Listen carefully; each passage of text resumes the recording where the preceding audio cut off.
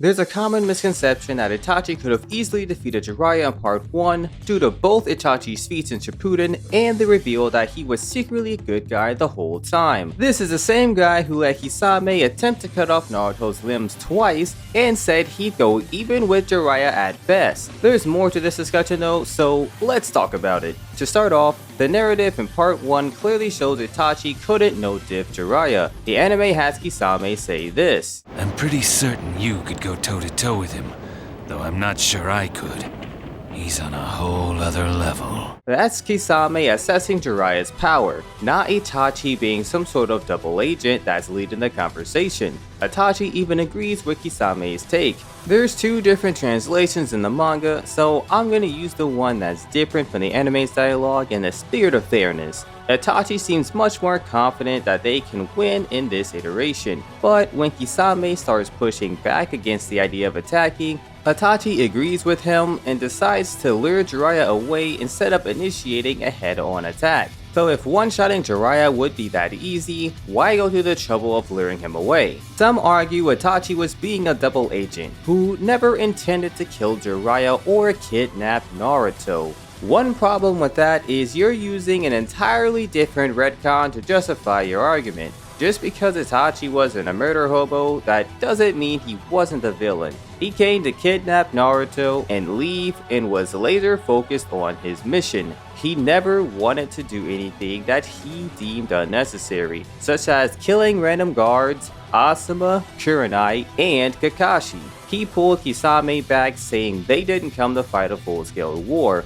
However, the moment Kakashi revealed he knew just a little bit of information about the Akatsuki, he ordered Kisame to kill Kurenai and Asuma. The only reason they didn't die is because Might Guy showed up. Furthermore, Itachi was going to let Kisame cut off Naruto's legs and his arms. Had Sasuke and Jiraiya not intervened, Naruto would have lost some limbs. It's not like Itachi planned on Sasuke and Jiraiya arriving at the perfect time to stop Kisame from dealing great harm to Naruto and stopping them from leaving. Mind you, if Sasuke didn't show up, Jiraiya would have had to hightail it, or Itachi and Kisame would have been long gone with Naruto before he had arrived. I know Kishimoto claimed Itachi was supposed to be good from the very beginning, but statements and actions are two very different things. At the very least, the execution was poor if that was his original intention. Anyway, I'm gonna play some more of Itachi and Kisame's exchange. "If we faced each other, both of us would be killed. A rather unappealing outcome. Even if there were more of us, the result would remain the same." Applying the proper context to those statements is extremely important, because even if you want to consider Itachi a double agent at this point in time, you have to acknowledge that Kisame knows Itachi's strength very well. Unless he has Kisame under a Genjutsu right now, just like the one you're under, which is why you're gonna like and subscribe, Kisame would have called baloney to all of that. Itachi said even if there were more of us, the result would be the same. Us is obviously referring to the Akatsuki. In episode 82, we got silhouettes of the Akatsuki. It's very clear they weren't very well thought up at the time because 1. Those silhouettes look nothing like the Akatsuki that we know, and 2. Itachi saying it doesn't matter if Pain came along is absolutely egregious. That leads into my main argument. The power levels of the characters, namely Itachi and Kisame, increase massively in Shippuden. Unless you want to argue Jiraiya would give Killer B a run for his money, or potentially stomp, Kisame saying Jiraiya is out of his league makes no sense. Against Sasuke, we saw Itachi using all kinds of jutsu. That's why people tend to argue that Itachi doesn't have low stamina. So how do those feats measure up in part 1? We'll get there in a little bit. But for now, let's analyze the scuffle that occurred inside of the inn. The fight between Jiraiya, Kisame, and Itachi wasn't really a fight, but there were a few things that are worth noting. A lesser feat is one of Jiraiya's weaker Battletoads blocks Kisame's attempt to cut off Naruto's arm.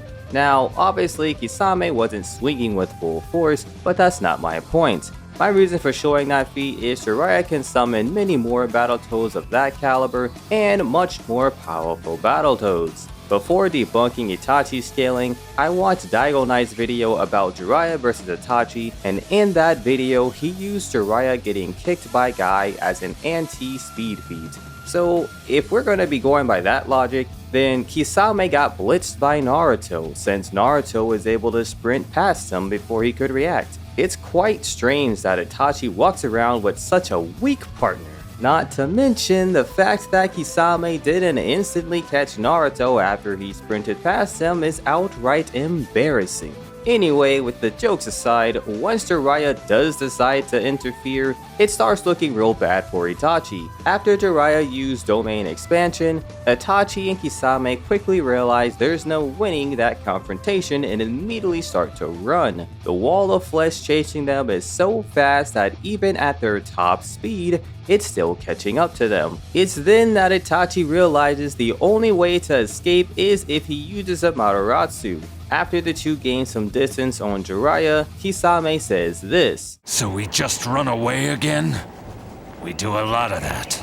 In the manga, Kisame outright questions why did they retreat, since Itachi can go toe-to-toe with him. What happens next completely debunks any notion that the current Itachi was anywhere near as powerful as his Shippuden counterparts. I felt it wise for us to find some place to rest for a while and recharge my powers. On top of Tsukuyomi, to have to use a Matarasu as well. It was more exhausting than I thought. Itachi says that while sweating profusely, and he even deactivates his Sharingan. That's how exhausted he is. He's not role-playing here, guys, he is serious. In the manga, Itachi says he was forced to use Tsukuyomi and Amaterasu, even though he used Tsukuyomi twice, once on Kakashi and once on Sasuke. He was only truly forced to do so against Kakashi. Yes, I say he was forced to do so against Kakashi because he was trying to take Kakashi down as quickly and as quietly as possible. The only way he could have done that per his current power level is with Tsukuyomi. As previously stated, he absolutely needed Amaterasu to break out of the Toad's stomach, meaning Itachi became exhausted after using his Mangekyō Sharingan 3 times. Other than that, Itachi used a basic genjutsu on a random guard, which isn't even in the manga, so to some of you,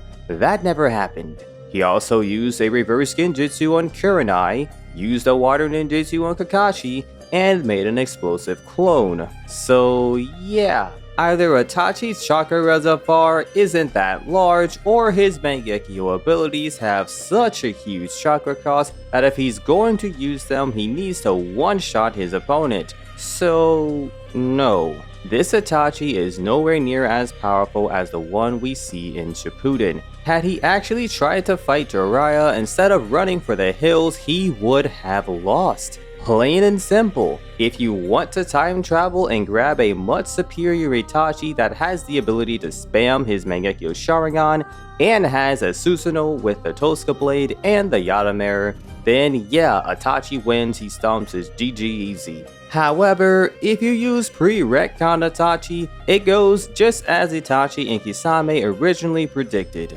But what are your thoughts? Was Itachi just role-playing the entire time with Kisame underneath a genjutsu, and that's why he thought Jiraiya was so powerful and didn't question any of the power scaling? Or was there a major retcon pertaining to the character's power levels? Comment down below, and don't forget to like the video on your way out to help grow our Shinobi Alliance.